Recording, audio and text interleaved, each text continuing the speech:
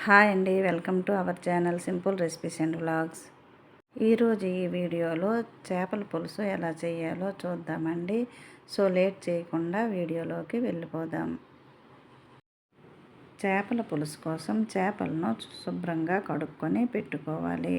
తరువాత దీనిలో కొద్దిగా ఉప్పు, కొద్దిగా పసుపు వేసి బాగా చేపలకు పట్టించి పక్కన పెట్టుకుందాం.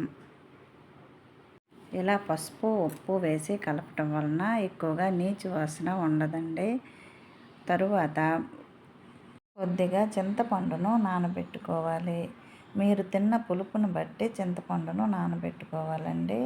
తరువాత ఒక మిక్సీ జార్లో 2 స్పూన్ల వరకు ఆవాలు, 2 స్పూన్ల జీలకర్ర, పెద్ద ఉల్లిపాయను కట్ చేసుకొని వేసుకోవాలి. అలాగే 2 మీడియం సైజు టమాటాలను కూడా కట్ చేసుకొని వేసుకోవాలి. కొద్దిగా అల్లం, కొద్దిగా వెల్లుల్లి రెబ్బలను వేసి మెత్తగా పేస్ట్ చేసుకోవాలి. ఇలా మిక్సీ పట్టిన తరువాత స్టవ్ పైన ఒక కడాయి పెట్టుకొని ముందుగా మనం ఉప్పు, పసుపు వేసి పెట్టుకున్న చేపలను ఫ్రై చేసుకోవాలండి. దీనికోసం 3 స్పూన్ల ఆయిల్ను వేయాలి.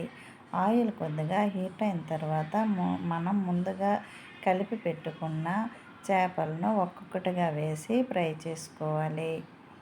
చేపలను ఎక్కువగా రోస్ట్ చేయకుండా కొద్దిగా ఫ్రై అయిన తర్వాత తీసేయండి. ఇలా ఫ్రై చేసి పులుసు చేసుకోవటం వలన చేపలు విరిగిపోకుండా ఉంటాయండి. చూడండి, ఈ వీడియోలో చూపించిన విధంగా ఫ్రై అయిన తర్వాత ఒక్కొక్కటిగా తీసి వేరే ప్లేట్లోకి తీసుకోవాలి.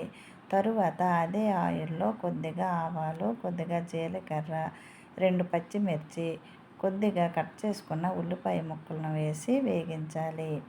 ఇవి కొద్దిగా వేగిన తరువాత దీనిలో కొద్దిగా కరివేపాకు వేసి వేయించాలి.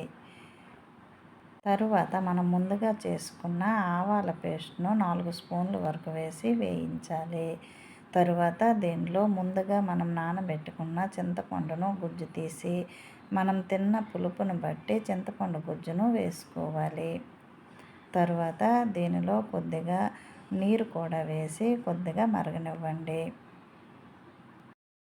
ఇది మరుగుతున్నప్పుడే దీనిలో రుచికి సరిపడా ఉప్పు, రుచికి సరిపడా కారం, కొద్దిగా పసుపు, కొద్దిగా ధనియాల పౌడర్ వేసి మరగనివ్వండి.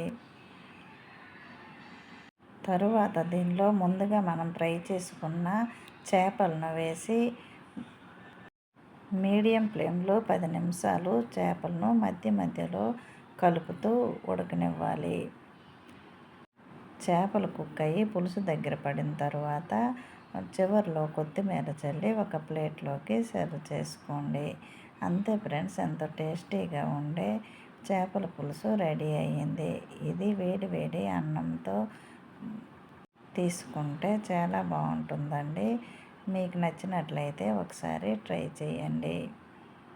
రెసిపీ నచ్చినట్లయితే లైక్ చేయండి, షేర్ చేయండి, ప్లీజ్ సబ్స్క్రైబ్ చేయండి. బాయ్ ఫ్రెండ్స్, మరో మంచి వీడియోతో మళ్ళీ కలుద్దాం.